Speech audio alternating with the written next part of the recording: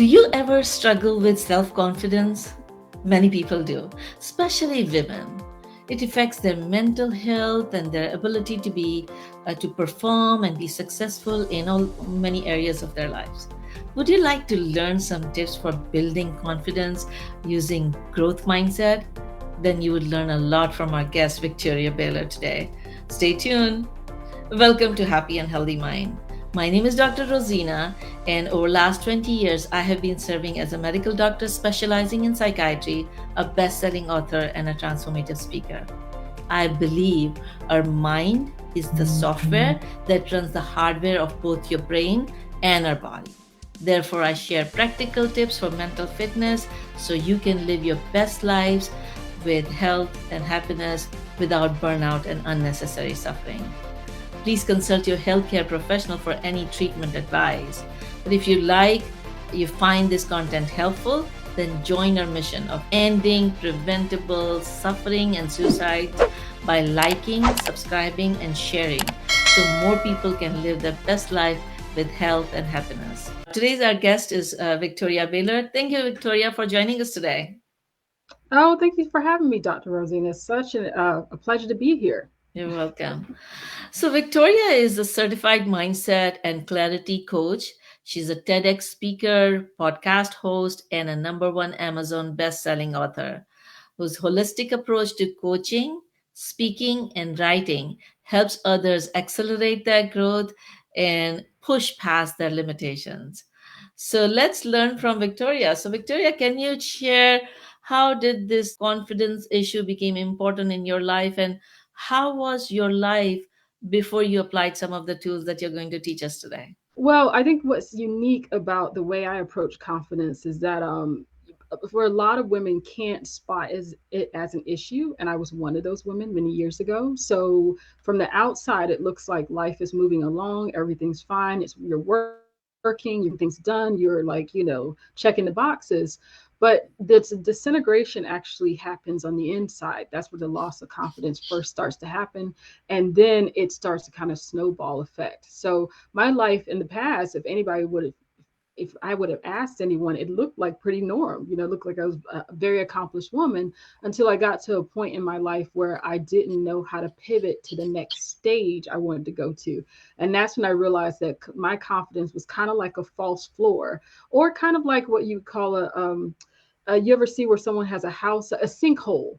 The ground can look pretty level one minute, but the next minute you look and all of a sudden there's like a caved in, So that's the way it looked for me. And I think what was most important is most people couldn't tell from the outside, but I knew something was wrong on the inside and it was starting to affect how I showed up. So that's how confidence started to change my life. So I love to work with women and help them spot the earlier signs of that whole confidence implosion that's happening so they can really offset that and move confidently through their lives.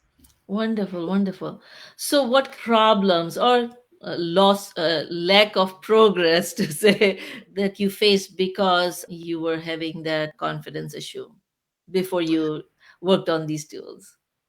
Oh goodness. Well, and again, I don't want to say this ad nauseum, but I think this is a real strong message to women out there. And I work as a coach, a mindset and clarity coach. I work with high performing women, so I can really speak to them because I am one of them. That the way it shows up again is very subtle at first. So, it might show up in a sense of you're operating as norm, you're confidently hitting your goals, you're able to accomplish and do more, but all of a sudden you just start hitting kind of like this plateau where you're not able to really function in that same type of energy that you've been used to, having that same type of drive. And I think it's like almost having a car in a ditch that's stuck in the mud. If you're used to applying the gas, you're used to the car moving, right? But you notice that the more you hit the gas, the less it is moving. And then it starts to make the driver feel a little nervous. So I think for me, being able to see in my life and sense in my life at that given period of time, I actually worked in research science and I was doing a microbial ecology research. But I just started to notice within myself that I didn't feel as confident as I normally did. And I would start to second guess myself, or I wouldn't be as demonstrative in my actions or in the way I went after certain goals.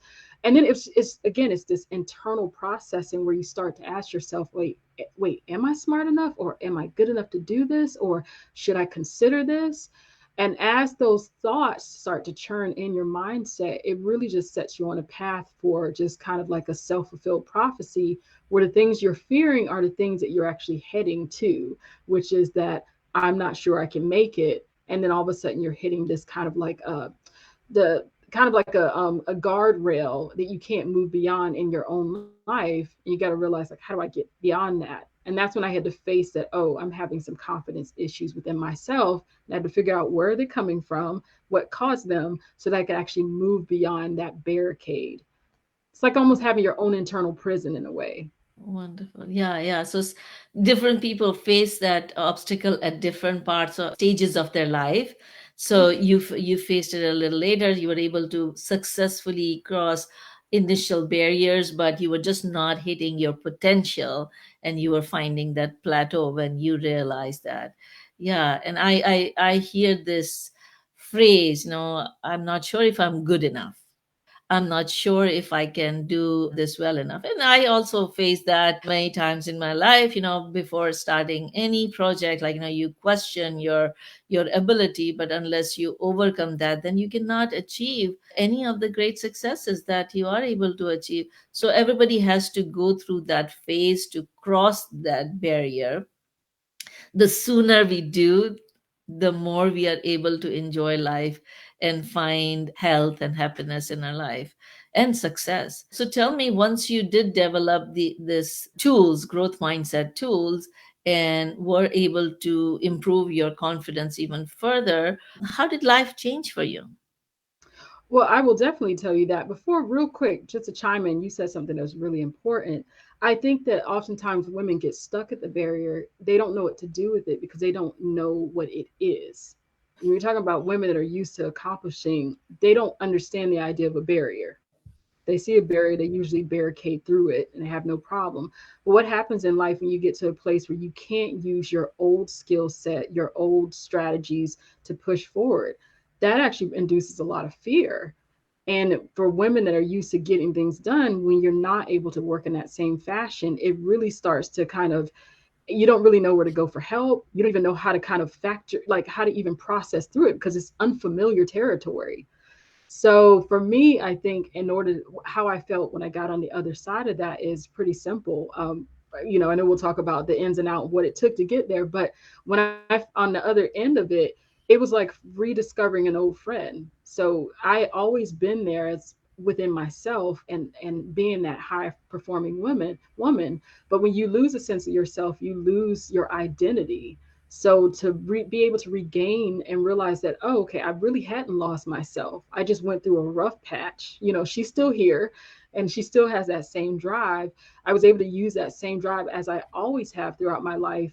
And ironically for me, because of my challenge, that became the pivoting point for me to actually use my experiences to help other women, because I realized I was fully equipped. I've always been coaching all my life, and I've always been interested in what happens underneath the surface in other women. So that drove me to actually help them. So my life actually changed tremendously because I was able to not only have context and to understand what high performing women are faced up against, what we're not taught in school, what we're not taught oftentimes by our parents.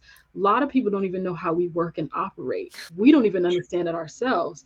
So to get to the end of that and make it through, it's been amazing for me to use that knowledge to really help make sure women don't go through as tough a time as I went through myself. Wonderful. Now you're making me really curious, and I really want to know what can I use in my life, and our audience probably are also curious. So let's kind of share some tips. What few tips you can give in this short episode which we can apply right away in our lives? Okay, sure, sure. And I love tips.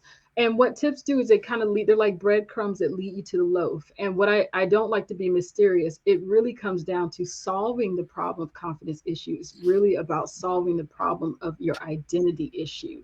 And that's why I love to really work with people and help get in the depth of who a person is, help them understand themselves to the core, because that's where you fill in the confidence gaps. Some of the breadcrumbs that lead to that whole transformation loaf, that I can share, because it's kind of like a real big process I put people through. But anyway, but what I can share is the first thing is to overcome your confidence challenges is actually stems back to the definition of confidence itself. What I realize is people actually misunderstand what confidence is. They actually misidentify, misdefine it. But if you look in Merriam-Webster's dictionary, confidence is defined as one's self assuredness of their own unique qualities and Can abilities. you repeat it again? One's self assuredness of their own unique qualities and abilities. And oftentimes confidence gets mistaken as bravado, like, how big and bold can someone come off? But that's not confidence, because I've seen quiet confidence in the boardroom, the type of confidence that steps in, says what it needs to say, and makes shock waves. Confidence really goes back, if you really want to understand yourself as a person, and it's just one piece. There's so many. I have like a 7-step process, but one part of it is really understand what makes you unique and what makes you different. What are your qualities and abilities? And in life, school really can mess us up. And I was a straight A student, so I was one of them people, and I did graduate college high honors. But what I found is I found myself resentful at the end, because what I realized is that school caters to us based on our strengths and our intelligence types. School was easy for me because I'm kind of wired that way for school. I love to learn. I love to, take in information.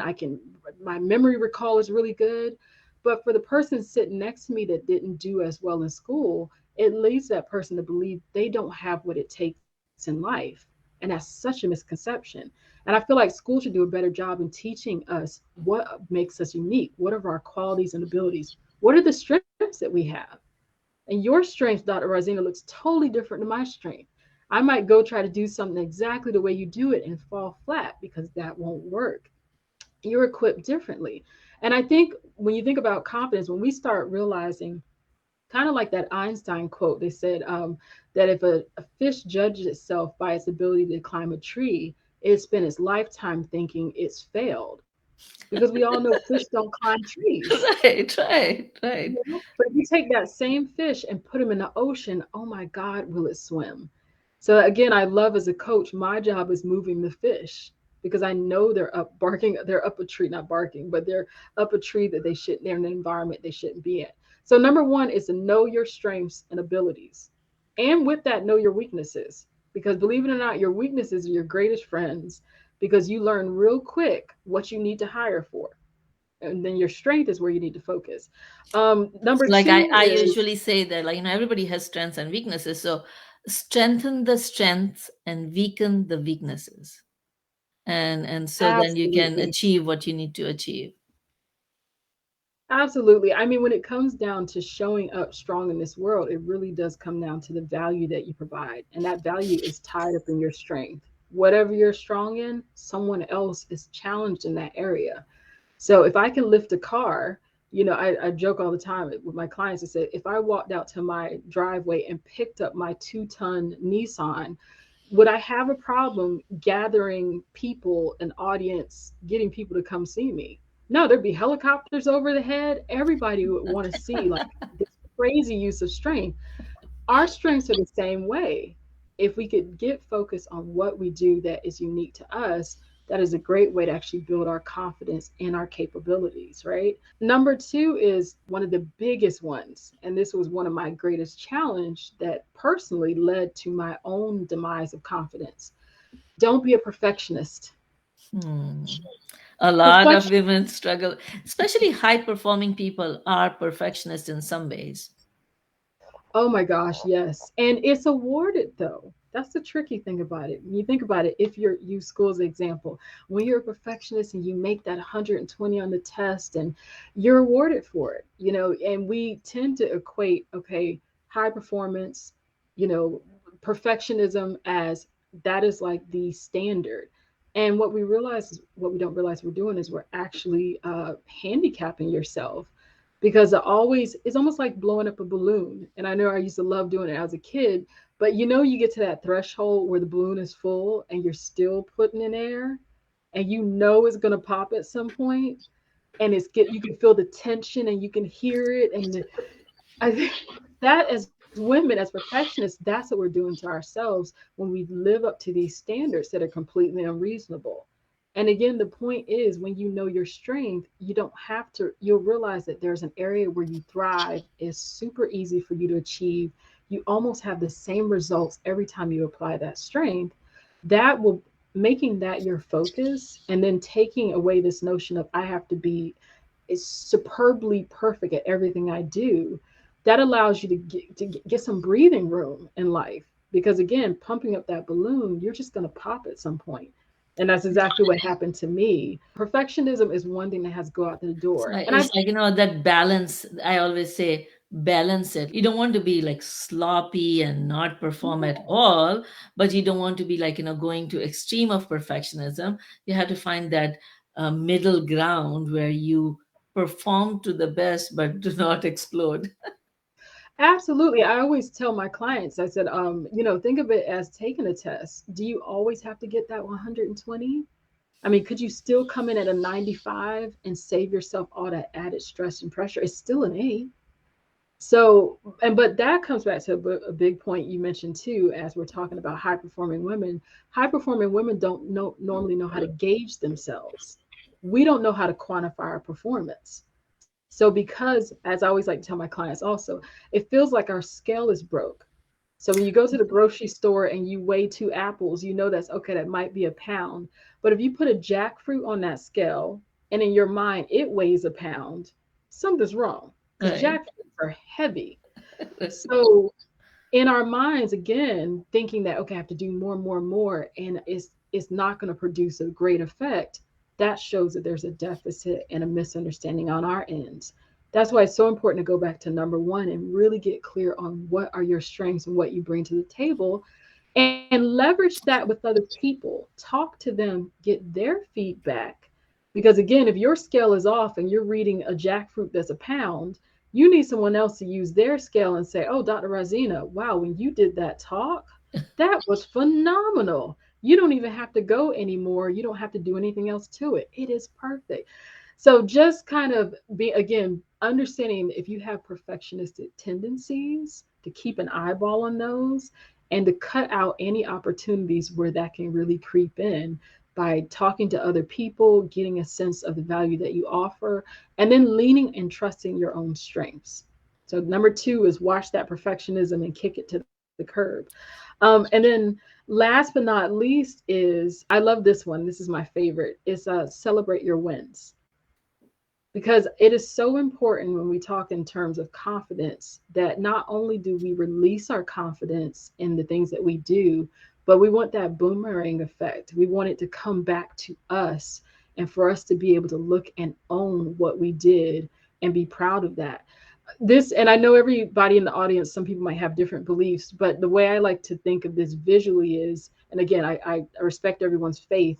I just happen to be a Christian, and I always think back to the story in the Bible where God created, and it said at the end of his creation, he looked at everything and he said, "It's good." And it's crazy to me that someone could create such amazing things, but still validate themselves. But if you think about it, there's power in that. How many times as women are we constantly pouring off, giving ourselves? People are getting pieces of us, but we never get to get the reciprocation of the value we just released. It always leaves us depleted.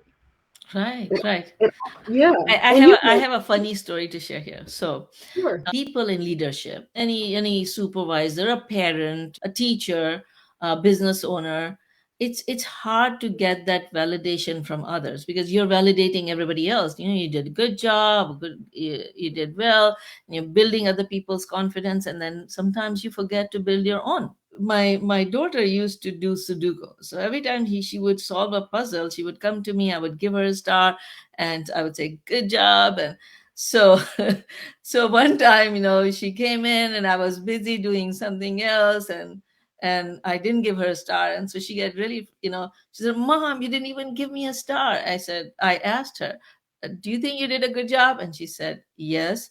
I said, then give yourself the star. And so she gave herself a star. And then I realized it, like, that I need to do that for myself. And so, as doctors, we see like a bunch of patients throughout the day, and we're trying to finish the chart notes in time. And that is always the struggle most doctors and people in healthcare face. So every time I finish my chart notes on the same day, I say, good job, Rosina.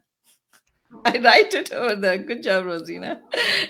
And started giving a pat on my back. What I tell people is like, you need to come up with your own way of appreciating your, like, small success. Because what I see is that people think about big successes and they wait for big successes to celebrate, and they disregard the smaller success. So, like, people who are Yeah, in a negative state of mind, I would say, hey, but you were able to do this, and they say, everybody does that. And they just disregard their achievement, and they focus on what they're not able to achieve, and then it makes it harder. So I totally agree with you, like, come up with your own ways of celebrating small wins. absolutely. And that kind of leads itself to having that negative mindset and cultivating that constantly. The thoughts that, okay, what I do is not good enough, I'm insignificant. All of those are just kind of limiting beliefs, and they hold you back in what you're able to do. And they really mentally hold you back in seeing your own contribution. You're absolutely right. And I think as women, when we start to kind of recalibrate the way we see ourselves, the way we understand our strengths, the way that we decide we want to talk to ourselves. I had to speak not too long ago to a group of women at a women in business event. And I kind of joked. I said, it's funny, the way we taught our own inner critics is a little bit gangster, because the way we talk to ourselves, we wouldn't talk to our children that way. We wouldn't talk to our significant other, family member. But think about the things we get away with saying to ourselves. That was stupid. Why'd you even think about doing that? That idea doesn't make sense. And I think the sooner that we can become aware of those kind of that negativity and really put it into that, whether it's working with a coach, somebody like myself, or working with Dr. Rozina, like really taking the extra step to say, hey, this is no longer, I'm not tolerating this anymore. I know I come with high value. I know I have amazing strengths that make me different from any other person on this planet. I know I don't have to be perfect. That I had this old saying, my pretty is perfect, meaning that whatever I bring to the table is good enough. So I'm accepting that. And then lastly, I'm going to celebrate myself, because again, knowing, validating yourself is so important. And I love to talk about the celebrating yourself part, because I want women to get really creative, because again, the things we do speak to us so much on a subconscious level. So it's not even just the actuality of doing the thing or the deed, but it really is about what is the message you're constantly saying back to yourself. And I recently I joined a task force for the city, literacy task force, and I couldn't wait. You thought that would that's kind of a big deal, and it's a wonderful achievement. And I was so excited and of course honored to be on a team with amazing people. But I kept my eye on, okay, how am I going to work myself for this? And I was super excited at the end, because I always, for me, it's certain little things that I love. There's a piece of pavlova, which is like I think it's a Russian dessert. It's kind of filled with cream. It's like this thick, and it's like egg. It's egg and it's like cream, topped off with blueberries and strawberries, and it's really light. Like you cut uh, into it, it's kind of like foamy, and it's uh-huh. amazing. And all I could think of was like, oh my gosh, I can't wait till I get to reward myself. And I think, imagine how your day would go if you didn't only reward yourself based on the outcome. So what, you bombed the talk. Okay, you'll live another day. I know it's tough, or maybe the contract didn't go through the way you wanted it to. But maybe if you reward yourself for having the guts to go after it in the first place. And I think again, we when it comes to rewarding yourself, it's more than just giving to yourself in from a deed, but it's really speaking to who you are as a person, and then rewarding the fact that you're out there every day doing it, whether and not being so much tied to the outcome. Yeah. And that's why I think rewarding is so important to enhancing your confidence, because it's saying you're valuable no matter what happens. That doesn't go anywhere. Right. And many times for that reason, I talk about making your process goals rather than just the end goals. Your goal may be, oh, I want to lose 10 pounds. But until you reach that goal, you would keep on putting yourself down. But if you make the process goal of, I'm going to do the exercise 30 minutes every day. So every day that you do exercise, every day you are achieving that process goal, and every day you can pat yourself in the back, then your chances of achieving that end goal is much higher, because you're focusing on things that are in your control rather than things that are not in your control. It is in your control to do the exercise, to do the diet, to take those steps. The weight going or not going is actually not in your control. So, Yeah. so yeah, so focusing on your effort, that you showed up, that you tried, that you are bringing the best in you. The result may or may not happen according to your desire, and maybe it is not the best for you. Maybe there is a better door waiting for you. That's why you didn't get into this door. But we sometimes put yourself down. Well, when we are having fun, time flies. So I just realized that we are coming towards the end. So let me summarize. So you have lived experience of how building this confidence by focusing on improving your mindset, growing your mindset. Growth mindset means focusing on that you are not in a fixed state, you can always get better. And so focusing on that growth helps you expand your mindset, become more confident, become more positive, become whatever you want to become. And so then you identify three main tips to be able to build this confidence. And so what was the first one? First one is know your strengths to get a clear sense of your identity, basically. So know your strengths and weaknesses, and don't consider weaknesses just weaknesses. That may be the ability to learn about yourself, so you can strengthen your strength and weaken your weaknesses. All right. And what was the second point? Don't be a perfectionist.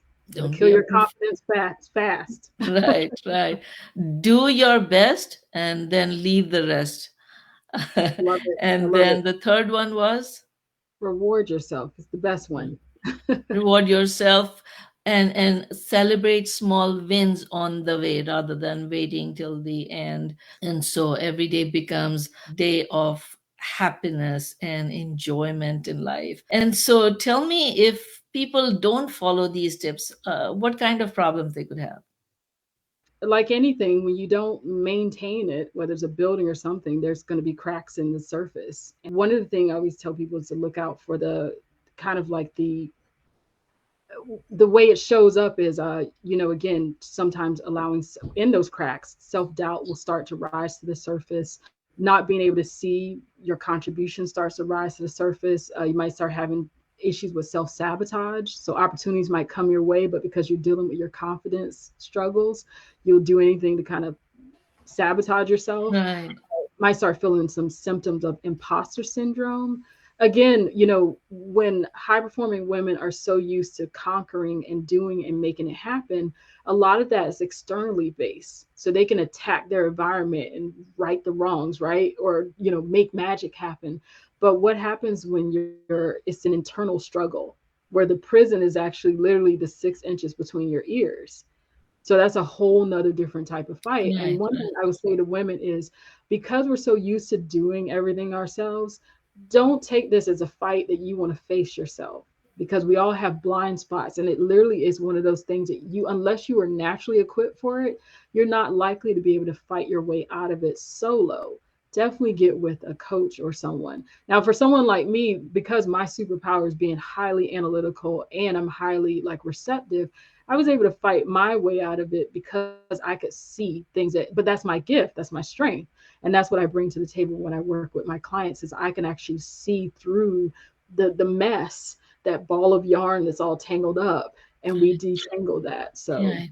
And when people don't catch it in time, their stress level increases, and oh then my their God. risk for mental illness increases. They develop the depression and anxiety. So the sooner we Yes. catch, the better we are able to handle and prevent unnecessary suffering. And if they do follow your tips and develop this growth mindset, develop this confidence, what kind of things they would be able to achieve? From those tips alone, again, that's a starter. I always encourage people, go for it. Don't just take the crumbs, go for the full loaf. So definitely work with someone. If you've never worked with a coach or a mentor, Dr. Razina, I know, is there. You help.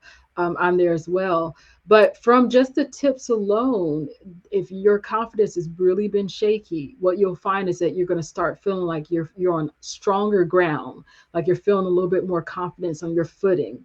You'll find yourself saying things like, yeah, I can do this. Or when I look at my track record, wow, I have been able to do this in the past. What makes this new mountain or this new obstacle kind of insurmountable? So it really starts to change your self talk. It starts to change the way you see the goals you're going to go after. And don't make it a slow crawl. That's why I said, if you can definitely expedite it, because expedite the process, get really clear on who you are, understand your identity, because your confidence is going to surge. Because I Right. think, Dr. Lazina, you really said it. When you don't and you neglect that fact, and high performing women neglect themselves so much because they equate their self worth to everything they're able to do for other people. Right. No, grab your own, airline safety says it, grab your own oxygen mask first, ladies, save yourself. Then you can, because you're right, Dr. Razina, without doing so, depression, and I work with a lot of people in those areas too.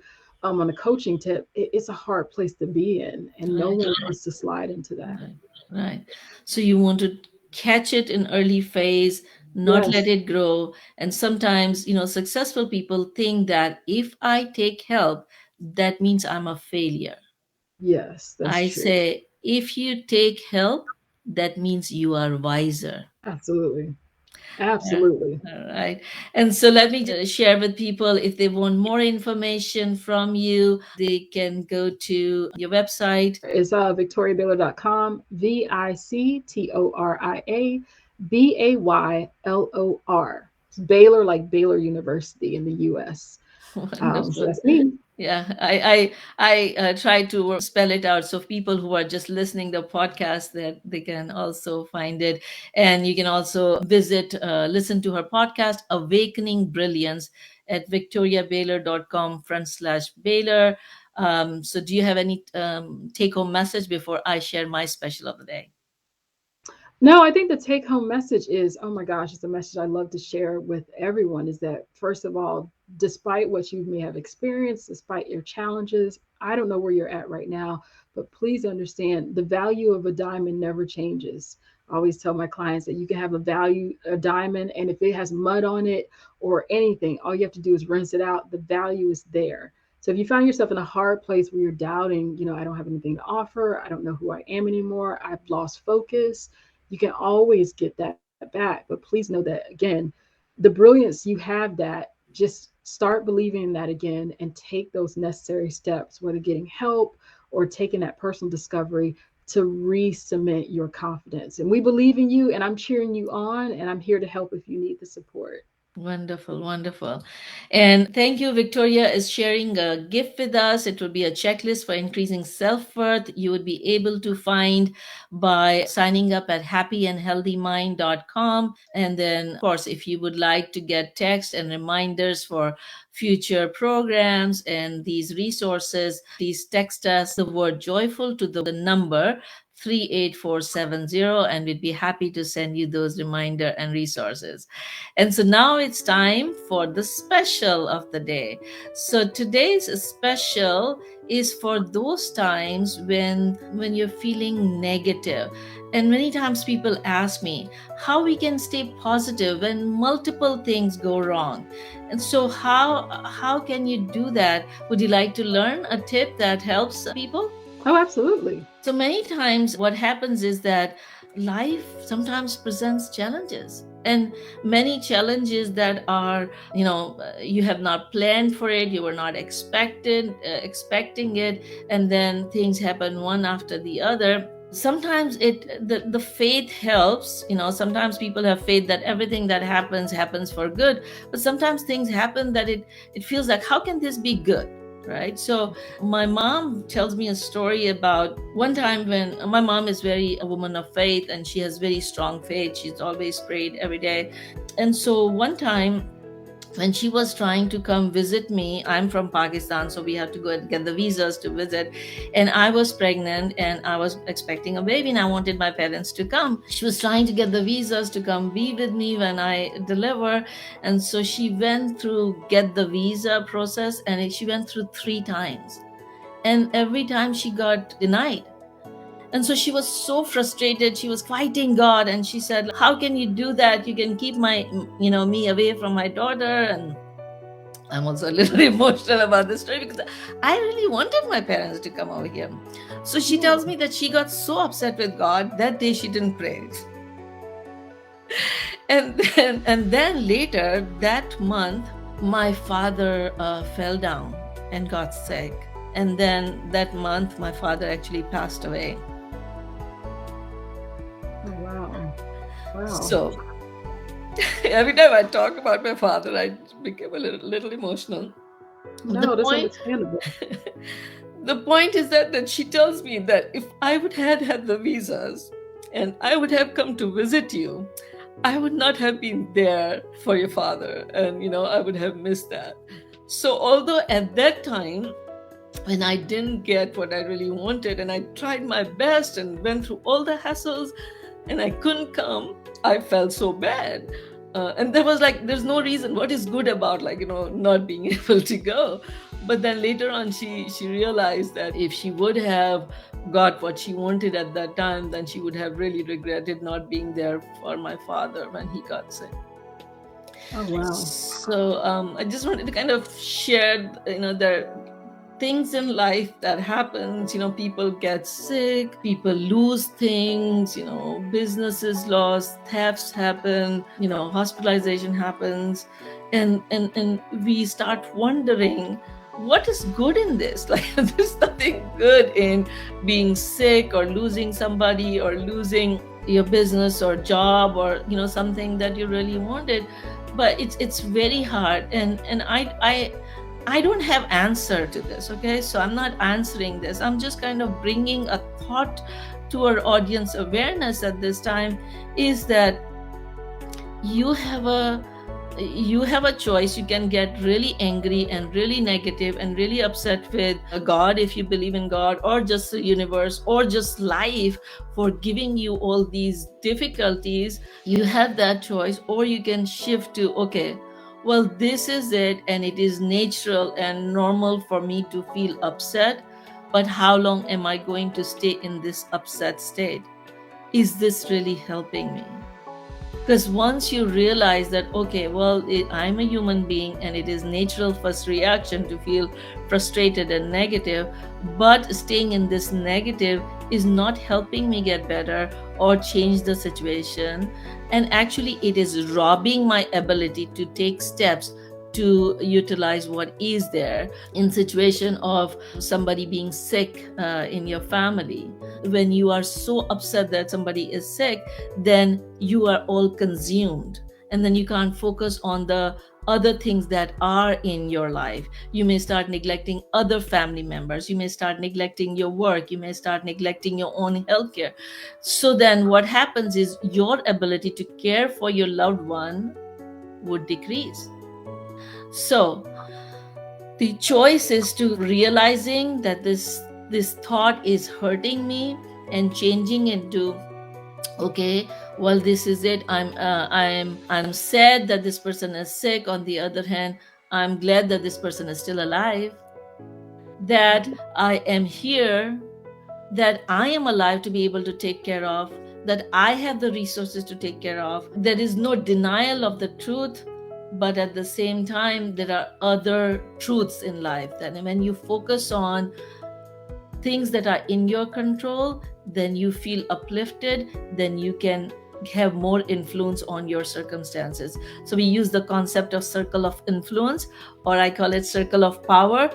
Every time you get a thought, you think about, is this thought, is this thing inside my circle of power, or it's outside? If it is outside, acknowledge it.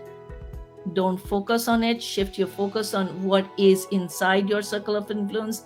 Take the steps. The more steps you take, the more your circle of influence would increase, and you would be able to make the best out of a situation or difficulty that you have been presented with. So let me leave you with this question. Every day is a new day. Every day is a new opportunity to make a new decision. What are you going to choose today?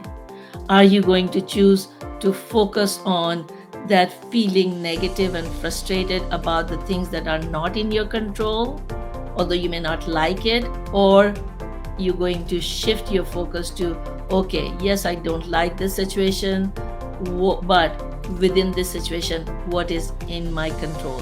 So you start taking action on that. On that question, good wishes for health and happiness and success in your life. Till next time, Dr. Rozina. Thank you, Victoria.